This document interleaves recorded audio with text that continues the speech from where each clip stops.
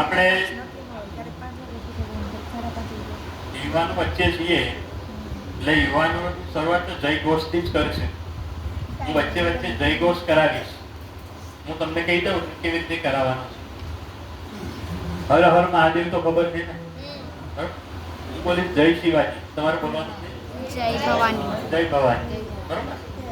ભાઈ હું બોલીશ જય શિવા સરદાર કી, તો તમારે બોલવાનું છે જય મહારાણા પ્રતાપ. બરોબર. આપણે શરૂઆત જ કરીએ. હર હર હર હર જય ભવાની, જય ભવાની, જય શિવા સરદાર કી, મહારાણા પ્રતાપ કી. વધારે પછી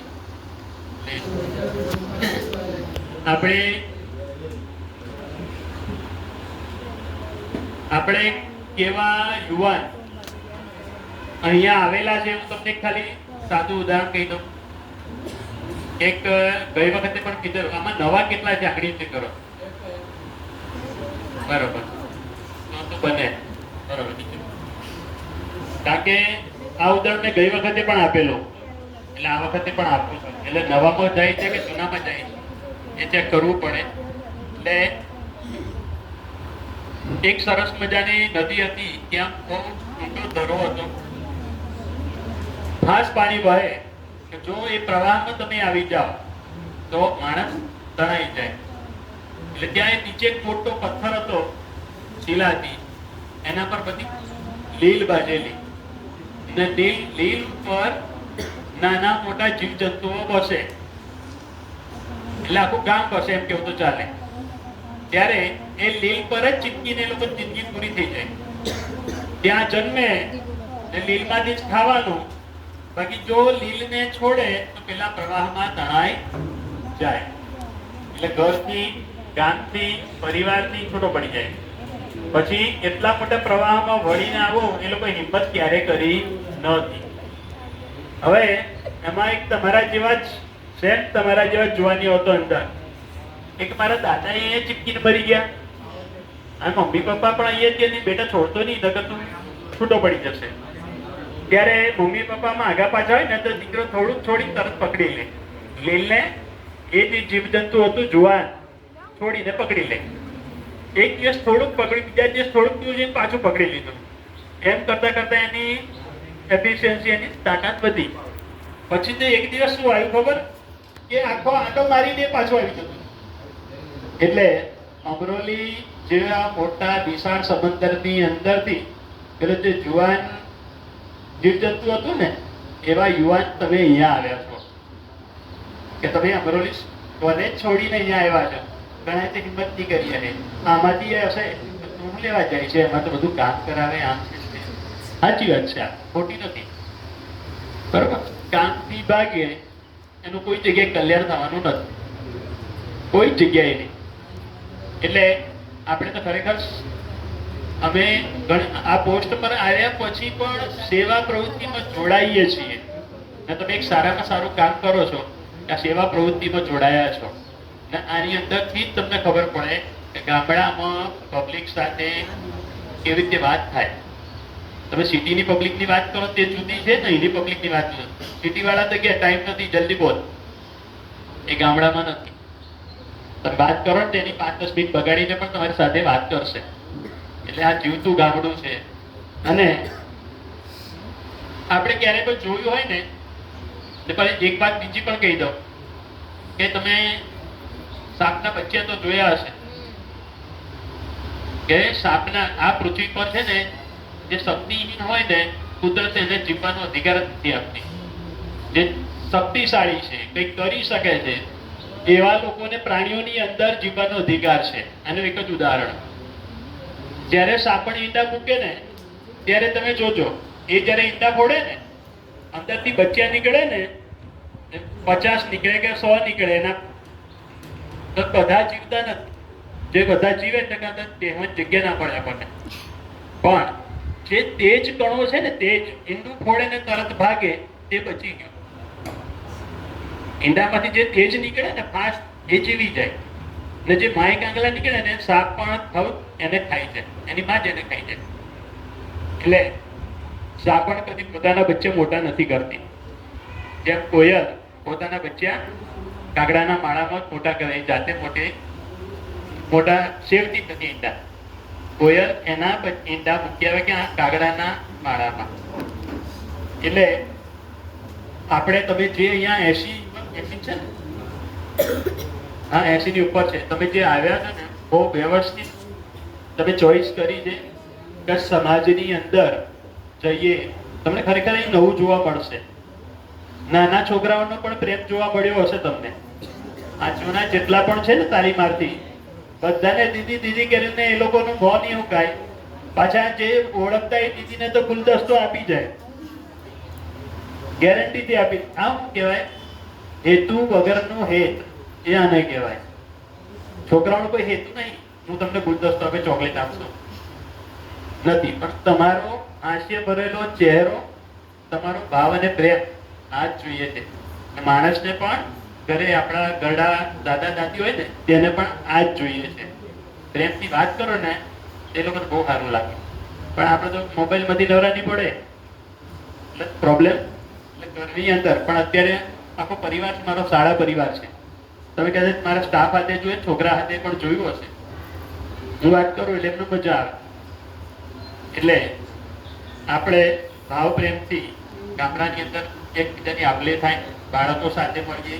કાલે કદાચ તમે આમાંથી ઘણા ટીચર બનીને ભણાવવા માટે આવશે, પેલા તો રાહ જોઈ રહ્યા હશે, સંભળાય છે ત્યાં આગળ. કાલે મેં આખું સેશન સાંભળ્યું અહીંયાથી, નિલેશભાઈ નહીં આવતા, એટલે સાંભળતા જ હશે કે કાલે આવવાના છે. હવે જઈને મને પૂછશે કે આવવાના છે લોકો, એટલે કાલે તમને ત્યાં બોલાવશે. હવે બરાબર ધ્યાન આપીએ ને, કોઈ પણ ભગવાનનું ચિત્ર વૃદ્ધ કે ઘરડું નથી. કૃષ્ણ ભગવાન જુવાન જ દેખાય ચિત્રમાં, રામ ભગવાન, દરેક ભગવાન, કોઈ ભગવાન ઘરડા નથી. એટલે યંગ, યુવાન, જે અવસ્થામાં તમે કામ કરી શકો છો, સમાજનું કામ કરી શકો, દેશનું કામ કરી શકો, એ આ જ અવસ્થા છે. ભગવાનને આપણે જો ફૂલ ચડાવવું હોય તો કરમાઈ ગયેલું પુષ્પ ચડાવશો તમે? ના, તમે તાજું પુષ્પ ચડાવશો. તો ઘણા લોકો તો એવું કહેતા હોય કે કઈ નહીં, આપણે તો રિટાયર થયા પછી ભગવાનને ભજશું. ભગવાન સ્વીકારે? આવા તાજા ફૂલ જોઈએ. અમારી સામે તમે બેઠેલા છો ને, એકદમ ખીલેલા તાજા ફૂલ છો તમે. આવા જ ફૂલ કુદરત સ્વીકારે. એટલે ચીમડાઈ ગયેલા હોય એને તો આપણે ફેંકી દઈએ, બરોબર, ખાતર કરી નાખે. એટલે જે અવસ્થા આ જ છે કે તમે દેશ માટે કરી શકો, ધર્મ માટે કરી શકો, પરિવાર ગામ માટે કંઈક કરી શકો. એટલે આપણે ભગવાનના ચિત્રો હંમેશા શંકર ભગવાને જોયા તો જુવાન, અત્યારે જો 6 પેક વાળા હશે શંકર ભગવાન છે કે નહીં, એમની બોડી જોજો તમે. પછી ભલે ને વિદેશ વાળા આપણામાંથી લઈ ગયા હીમેન, એમને તો કોઈ હીમેન હતા જ નહીં, સુપરમેન એ નતા. એ બધા આપણા સુપરમેન જોઈને સુપરમેન બનાવ્યો, હે ને? હનુમાન દાદા એ આપણા સુપરમેન છે. પછી હનુમાન દાદા લખે તો પછી એમની નીચે પડી જાય ને. એટલે હનુમાન દાદા આપણા સુપરમેન છે. આની અંદરથી જ આપણી સંસ્કૃતિની અંદરથી લેવામાં આવ્યું છે. કહીએ તો ચોરી જ કરવામાં આવેલી છે. વેદોથી માંડીને ઘણી વસ્તુ અહીંયાથી લઈ ગયા, પછી ત્યાં લેબલ મારીને આપણે ત્યાં રિટર્ન આવે છે. અને આપણા માઇન્ડમાં એક વસ્તુ સ્થિર હોય, દાખલા તરીકે ડિફેન્સની કઈ વસ્તુ આપણે સુરતની અંદર બને છે, જે આપણા સૈનિકો બોર્ડર પર વાપરે છે, જે સાધન, એમાંથી સુરતમાં કઈ વસ્તુ બને છે? તમને કોઈને ખ્યાલ હોય તો મને કહો. સર્કલ પર એ વસ્તુ મૂકેલી પણ છે, ટેન્ક, બરોબર ને? ટેન્ક મૂકેલી છે. તો ટેન્ક ક્યાં બને છે? એ કઈ જગ્યાએ છે? આપણે ટેન્ક આ રોડ ભરિયાવાળા રોડ પર મૂકેલી છે ટેન્ક, બરોબર? એ LNT માં બને છે. જ્યારે મારા છોકરાને કહેવામાં આવ્યું ને ટેન્ક ક્યાં બને, તે કે સર એ તો અમેરિકા વાળા બનાવે. ત્યારે મને આઘાત લાગ્યો, બુદ્ધિશાળી અમેરિકા વાળા, આપણે નહીં. એટલે આ માનસિકતા ફસાવવામાં આવેલી છે. બાકી અત્યારના કોઈ પણ સીઈઓ જુઓ ઇન્ડિયાના જ છે. આજે ટેલેન્ટ બહાર છે ને તે બધું ભારતનું જ છે. ને આજે એટલા સેલ્ફ ડિફેન્સમાં આપણે આગળ વધ્યા કે બધું આપણે મશીન ગનથી લઈને બધું આપણે નિર્યાત કરીએ છીએ, નિકાસ કરીએ છીએ. એટલે આ જાણવું જરૂરી છે કે આપણા સુરતની અંદર ટેન્ક એલએનટી બનાવે. હવે જુવાન માણસ તો જુવાન 50 વર્ષનો પણ હોય, 70 વર્ષનો પણ હોય. અમે સાહેબ ગયેલા લગભગ તુંગનાથ મહાદેવ, કેદારનાથ તુંગનાથ મહાદેવ ગયેલા. 8 કિલોમીટરનો ડુંગર ચડવાનો છે, ત્યાં ઠંડી -5 ડિગ્રી. હવે અમારી આગળ બે જુવાનિયા ચાલતા હતા અને અમારી આજુબાજુ 60-50 એ વર્ષના ઉંમરના હતા, 65 વર્ષના હતા એક કાકા. એ આરામથી ચાલતા હતા. પેલા જુવાનિયા 50 પગથિયામાં થાકી ગયા. એ જાતે સ્વીકારે છે કે આ અમને શું થઈ ગયું એમ. એની સામેથી ગરડા માણસો સરસ રીતે તે આરામ કર્યા વગર કન્ટિન્યુઅસ ચાલે છે. ત્યારે એ લોકોએ સ્વીકાર્યું કે અમારી જુવાનીને જો રદબાતલ કોઈ કરી નાખ્યું હોય ને, એક તો આ બાઇક ને એક તો આ ફાસ્ટ ફૂડ. એમણે સ્વીકાર્યું કે 50 પગથિયામાં મેં થાકી ગયા. એટલે ફાસ્ટ ફૂડ આપણને ખરેખર નુકસાન કરે છે, બરોબર ને? એટલે તમે ખરેખર એનાથી દૂર રહેવા જેવું. પેલા જુવાનીએ સ્વીકાર્યું કે અમે 50 પગથિયામાં થાકી ગયા. પહેલા અમે દોડીને ચડતા હતા, કારણ કે અમારે શાક લેવું હોય નહીં તો પણ બાઇક લઈને જઈએ, ચાલીને કોઈ જતું નથી. એટલે ચાલવાની પ્રેક્ટિસ છૂટી ગઈ. એટલે હું તો તમને અત્યારે સજેશન જ કરું છું તો કેદારનાથ ચારધામ યાત્રા તમે અત્યારે જ કરી લેજો. આ રિયાલિટી છે. પણ ત્યાં જાઓ ને તો ખબર પડે કે આ બરોબર છે, કુદરત છે, એ તમને અનુભૂતિ કરાવે. ત્યારે ગરડા લોકો કોને કહેવાય? ગરડા લોકો જે ભૂતકાળની યાદ કરે ને, કે મારા વખતે તો 25 પૈસાનું કિલો મળતું હતું, ખાંડ કિલો મળતી 25 પૈસાની. સોનું તમારે 20 રૂપિયામાં કહે, 200 રૂપિયામાં તોલો મળતું હતું એમ. આ વાત ગરડા કરે. જુવાન હંમેશા ભવિષ્યની વાત કરે, એ ભૂતકાળની વાત કદી કરતો નથી. એનું ધ્યેય આગળના દિવસનું હોય. આપણે એ પણ આયોજન થતું હશે કે આવતીકાલે શું કરવાનું છે, તો તમે આખું આયોજન કરો છો. પછી કાલનું નહીં વાગડતા, સાહેબ કાલ તો મજા આવી ગઈ, મજા આવી ગઈ. પણ આપણે આગલું વિચારીએ છીએ. આગળના ભવિષ્યનું વિચારે તે યુવાન. પછી યુવાન 50 વર્ષનો પણ હોય અને ગરડો 25 વર્ષનો પણ હોય. પેલાને બુજુર્ગ યુવાન કે તો કામ નહીં થતું, એને યુવાન બુજુર્ગ પણ કહેવાય. એટલે આપણે ત્યાં દરેક યંગ બ્લડ છે. સામાજિક એટલી બધી પ્રવૃત્તિઓ છે. સમાજ એ આપણો નક્કી હોવો જોઈએ. દાખલા તરીકે તમારે કોઈ પણ ડુંગર પર ચડવું હોય ને તો હંમેશા ટોચ ઉપર ન જોવાય. એક નાનો બ્લોક તૈયાર કે 100 પગથિયા ચડીશ, પછી ગયા પછી બીજા 100 ચડીશ. આ રીતે આપણે એનું ધ્યેય આગળ વધારી શકીએ. ભારત માતા કી જય. ભારત માતા કી જય. હવે એક જ ઉદાહરણ આપું કે આપણે જુવાનીની વ્યાખ્યા આપી હોય તો આપણે જોઈ લઈએ. પેલા કે ને કે 25 થી 35 વર્ષના જુવાન એ એજની રૂપે છે. આપણા ભારતની 3 સફેદ દાઢી, આપણા ભારતની 3 સફેદ દાઢી એટલે કે પહેલા તો નરેન્દ્રભાઈ મોદી, તેની ઉંમર કેટલી?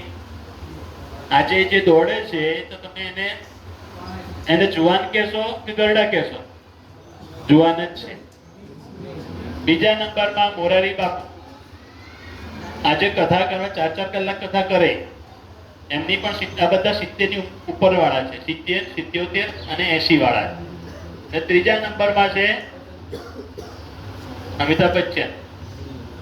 બરોબર, અમિતાભ બચ્ચન જુવાન લાગે ને અભિષેક રિટાયર થઈ ગયો એવું લાગે ને. એટલે જેની આજે અમિતાભ બચ્ચન જોડે એટલું બધું કામ છે ને છોકરા જોડે કોઈ કામ નથી.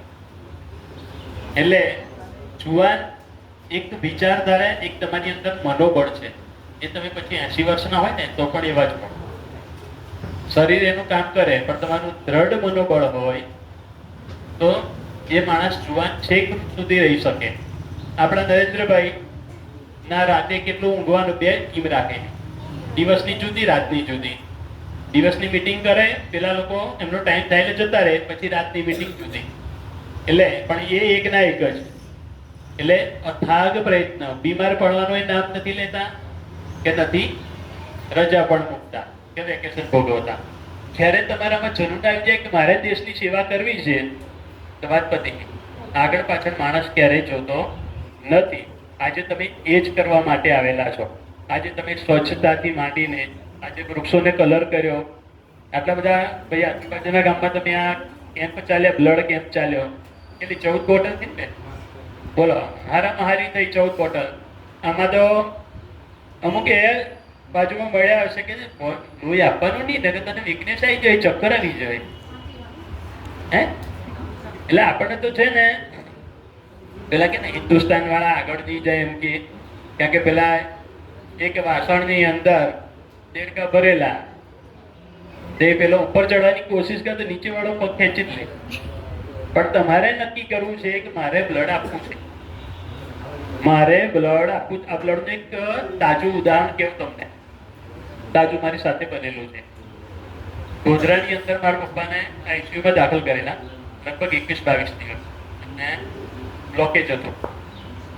એટલે મારું ઓ પોઝિટિવ છે બ્લડ ગ્રુપ. એટલે મેં મારા પપ્પા માટે હું પેન્ડિંગ રહેલો. મને બીજા કોઈ પર વિશ્વાસ નહીં આવે, હું પેન્ડિંગ રહું. હું બીજા અત્યારે કોઈને બ્લડ નહીં આપું, કારણ કે મારા પપ્પાને જરૂર પડે તો હું કરીશ. એ જ વખતે એક પ્રસૂતિવાળો જ કેસ હતો. એનો હસબન્ડ અહીંયા સુરત નોકરી કરે, એની પાછળ 100 જણા ટેમ્પો લઈને આવેલા. એ બાઈને લઈને કેટલા જણા આવેલા? 100 જણ. ડોક્ટરે બહાર નીકળીને આજીજી કરી કે આ બાઈને લોહી આપો તો બચી જશે, કારણ કે એને પ્રસૂતિમાં લોહી વધારે વહી ગયું છે. તમે 100 જણમાંથી એના સાસુ હતા, સસરા હતા, દિયર પણ હતો, એક પણ જણ લોહી આપવા તૈયાર ન થયો. ત્યારે ડોક્ટર અને હું સાથે ઊભા હતા. કે માનવતા ક્યાં ગઈ? માણસ ની માનવતા મરી પરવારી એમ. એટલે તમે 100 જણ આવ્યા હા માટે જાનમાં આવ્યા છો ત્યાં સુધી બોલ્યો ડોક્ટર તો એક પણ એ લોકોએ થોડું આપ્યું ને તો એ મેળ પડી જતું એમ. હવે એ વખતે ડોક્ટરને કીધું કે હું તો આપી દઉં, પણ મારી જરૂર પડી તો હું આ 100 પર વિશ્વાસ ના કરી શકું. મારે પપ્પાની જરૂર પડી તો હું કરીશ. ત્યારે આવા પણ લોકો હોય છે કે જ્યારે જરૂર પડે ને, ખાલી દોસ્તાર પણ એવા હોય, તાળી મિત્રો હોય, હે તમારી જોડે કોઈક હોય, ઘણી વાર તો તમારી જોડેથી ઉછીના પૈસા લઈને હોટલમાં જમવા લઈ જાય, આવા દોસ્તાર હોય. એટલે તાળી મિત્રો હોય, કોઈ થાળી મિત્રો હોય, કોઈ પાદરે બેહવા વાળા મિત્રો હોય, પણ સાચો મિત્ર તો કોઈ એક જ હોય. એટલે મિત્રતા પણ એવી કરવી, તમારું ગ્રુપ ડેવલપની જ વાત કરતું હોય, વિકાસની વાત કરતું હોય, આગળ જવાની વાત કરતું હોય તો સમજવાનું કે તમે સારા ગ્રુપમાં છો. તમે કદાચ બ્લડ આપવા જતા હોય ને તો કે જતો હતો નહીં, ઉપર તો લોહી લે છે, જાણે કે લોહી પેલા અંગ્રેજો કાઢી લેતા ને એવી વાત કરે. પણ બ્લડ દાન, હવે તો અંગદાન પણ થાય છે, અંગદાન પણ થાય છે. એટલે યુવાનો આની અંદર કદી પાછા પડશે નહીં. પછી ગુણવંત શાહનું એક સરસ મજાનું વાક્ય છે.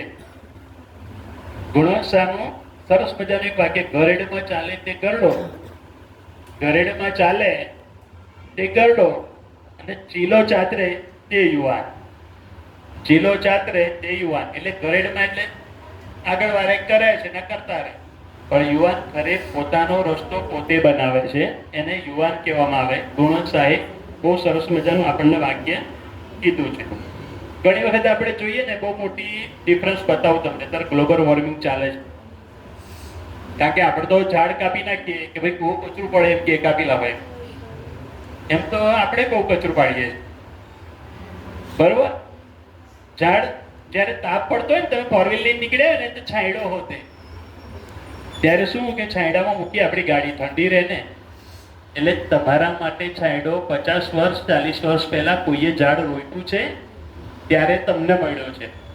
પણ આપણે જો આપણી પેઢી આગલી પેઢી માટે કંઈ નહીં કરીએ ને તો ગ્લોબલ વોર્મિંગનો અનુભવ તમે બધા કરો છો. બહુ ખતરનાક છે. વધારે ઠંડી પડવી, વધારે વરસાદ પડવો અને આપણું અનાજ બગડવું એ એનું જ એક પરિણામ છે.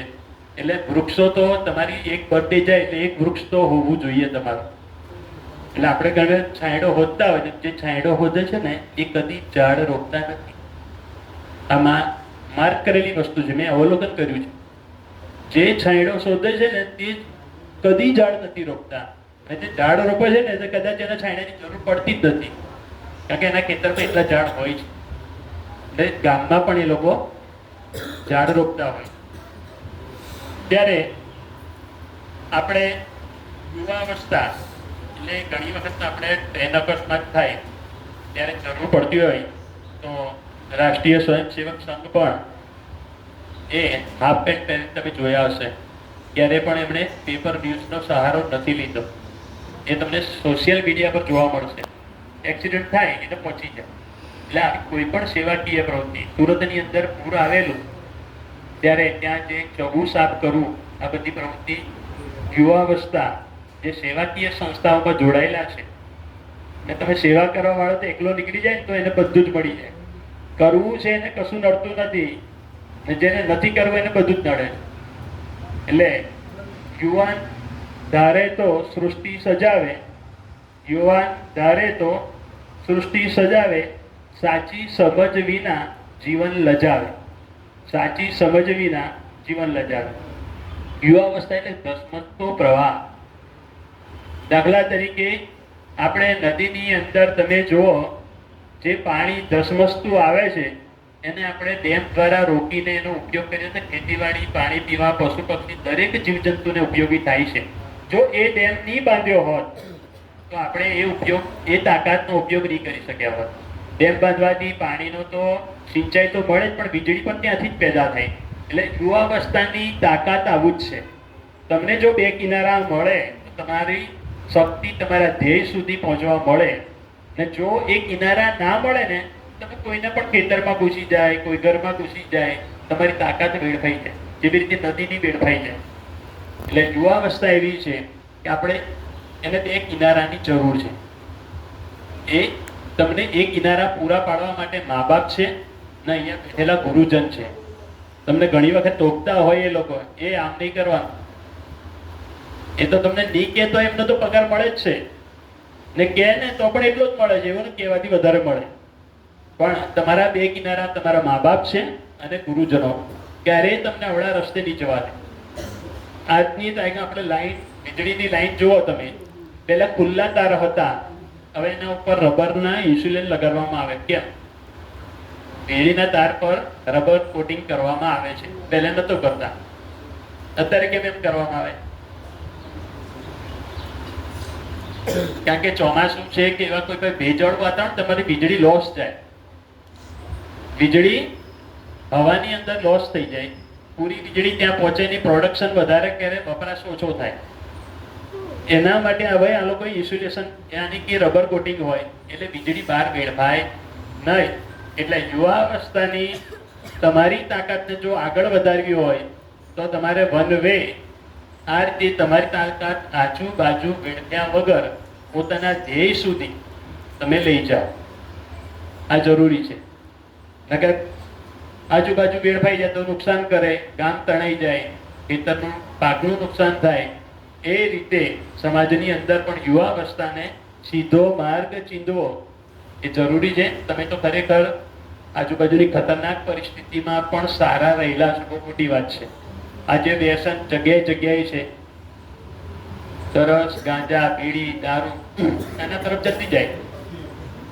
પણ આ કરવાનું, આ કોઈ કરે છે. તમે જો પંજાબની અંદર મોટું પ્રમાણ છે આ. કેમ? કારણ કે પંજાબની અંદર ટોટલી સૈનિકો બોર્ડર પર પંજાબના છે. જો આ લોકોને ખોખલા કરી દો તો તમારો દેશ પાયમાલ. યુવાવસ્થાને સુવડાવવાનું મોટું ષડયંત્ર ચાલે છે. એટલે યુવાન ઘણા કે સાહેબ અમારે તો પિસ્તોલ નહીં એમ કે નહીં છૂટતી એમ કે એ વાત તદ્દન ખોટી છે. નાના બાળક જો 1 વર્ષથી માનું ધાવણ ધાવતો હોય તો 1 વર્ષ પછી જો ધાવણ છોડી દેતો હોય તો વ્યસન કેમ ના છૂટે? 100% છૂટી જાય. એટલે યુવાન કોઈ પણ આપણે પરાક્રમ તમે જુઓ તો કૃષ્ણ 14 વર્ષની ઉંમરે કંસને મારેલો. એ ઉંમર છે ધોરણ 8 અને 7મા 8મા ભણવાની ઉંમર છે. 14 વર્ષની ઉંમરે એને કંસ મામાને મારેલો. તરત એમ તો રાજગાદી મળી ગયેલી, કઈ પણ દીધું કે રાજા બની જાઓ. ત્યારે એમણે ના પાડી, હું સાંદીપની ઋષિના આશ્રમમાં ભણવા જવાનું. હવે રાજપાટ મળતું હોય તો કોણ છોડી દે ભાઈ? અને કૃષ્ણને હું ભણવાની જરૂર હતી તો પણ સાંદીપની ઋષિના આશ્રમમાં જાય છે. અને ગુરુ દક્ષિણામાં શું માંગે છે? ગુરુ નથી માંગતા, ગુરુ પત્ની ગુરુ માતા માંગે છે. કૃષ્ણ જોડે શું માંગેલું? જ્યારે એમને અભ્યાસ પૂરો થઈ ગયો ત્યારે ગુરુ દક્ષિણા આપવી પડે. મારા તો જેટલા છોકરા 8મામાં જાય ને એ લોકો પર તો ઉધારો છે. ગુરુ દક્ષિણાનો ઉધારો છે એ લોકો જ પર. છોકરા કે સાહેબ પૈસા, મેં કહ્યું સાહેબ જોડે છે. કે સાહેબ આ, મેં કહ્યું તમે જે બોલે એ બધું મારી જોડે છે. મેં કહ્યું જ્યારે તમે નોકરી લાગો ને ત્યારે મને ગુરુ દક્ષિણા આપવા આવજો, ત્યારે હું કહીશ કે મારે શું જોઈએ છે. એટલે કૃષ્ણ ભગવાન 14 વર્ષની ઉંમરે કંસને મારીને સાંદીપની ઋષિના આશ્રમમાં, ને એ પણ પાછો ગુજરાતનો મિત્ર એમનો સુદામા. બરોબર ને? ગુજરાતની તો વાત થાય એવી નહીં. જો એક દુર્લભ એ ભારત જન્મ, ભારતની અંદર જન્મ મળવો તે દુર્લભ છે. હું તો એને કહું એનાથી દુર્લભ ગુજરાતમાં મળવો જન્મ દુર્લભ છે. ને એનાથી આગળ કેવું ગુજરાતની અંદર સુરતમાં મળવો દુર્લભ છે. કારણ કે સતી માતાના જે 51 શક્તિપીઠ છે ને અંબાજીની અંદર, માતાનું હૃદય ગુજરાતમાં પડેલું. હૃદયનો ભાગ ગુજરાતમાં પડેલો. તો તમે બરાબર ધ્યાન આપજો. કૃષ્ણ ભગવાને જ્યારે એમની પોતાનું રાજ્ય સ્થાપવાનું થયું ને તે દ્વારકા અહીંયા જ સ્થાપ્યું એમણે, જ્યાં માતાનું હૃદય હતું. જ્યાં માતાનું હૃદય પડેલું એ ગુજરાતની અંદર સોનાની દ્વારકા કૃષ્ણએ વસાવેલી. એટલે કૃષ્ણને પણ ભગવાનને જો પણ શાંતિ મળી હોય ને તો ગુજરાતમાં. એટલે દુર્લભે ભારત જન્મ, એમાં ગુજરાત આપણું સર્વશ્રેષ્ઠ છે. આજુબાજુ ફરો તો આપણને ખબર પડી જાય કે આપણે જમવા છે એ બીજું જમવાનું નહીં ભાવે. ત્યારે આપણા યુવાને ખરેખર જો કઈ આપણે કંઈક બાઇક લેવી છે, કોઈ પણ સરસ મજાના કપડાં લેવા છે, જે કંઈ કરવું હોય, પણ પોતાને કાંડાના કમાઈ, બાપ કમાઈતી નહીં. અમુક નિયમ તો હોવા જોઈએ કે બાપ કમાઈતી નહીં, આપ કમાઈતી. સરદાર પટેલે કીધું કે મારે એવો યુવાન પેદા કરવો છે જે બાપ કર્મી ન હોય, આપ કર્મી હોય. આવી ઈચ્છા સરદાર પટેલે જોયેલી. સરદાર પટેલે તો સવાલ જ નહીં, નડતા પથ્થરને પણ ઉખાડીને ફેંકવાની તાકાત ધોરણ 4માં ભણતા ત્યારે હતી. એમણે એ પથ્થર ઉખાડીને ફેંકી દીધેલો. 10 છોકરા ગયા, 10ને ઠેસ વાગી, કોઈ એ નહીં ઉપાડ્યો, સોનો પડી રહ્યો. બીજા દિવસ બીજી વખત ઠેસ ખાય. પણ સરદાર પટેલે કે જે આપણને નડે એને ઉખાડીને ફેંકી દઉં. સરદાર પટેલે આવા યુવાન માંગેલા. જ્યારે સ્વામી વિવેકાનંદે પણ આવા જ યુવાન માંગેલા કે 100 નચિકેતા મને આપો, હું આખી દુનિયાને બદલી શકું છું. આજે નરેન્દ્રભાઈ છાતી ઠોકીને કે મારો દેશ જુવાન છે, એ તમારા પર જ કે છે. સૌથી યુવાવસ્થા આપણે ત્યાં જુવાનની વધારે છે. એટલે મારો દેશ જુવાન છે, બીજા ઘણા દેશ ગરડા છે. કારણ કે રિટાયરમેન્ટ વાળા વધારે છે, આપણે ત્યાં જુવાન વધારે છે. એટલે નવું નવું રોકાણ આવે છે. તમારી ઉજળી તક છે. આ રીતે તમે આગળ વધો ને આટલું કહીને પૂરું કરો.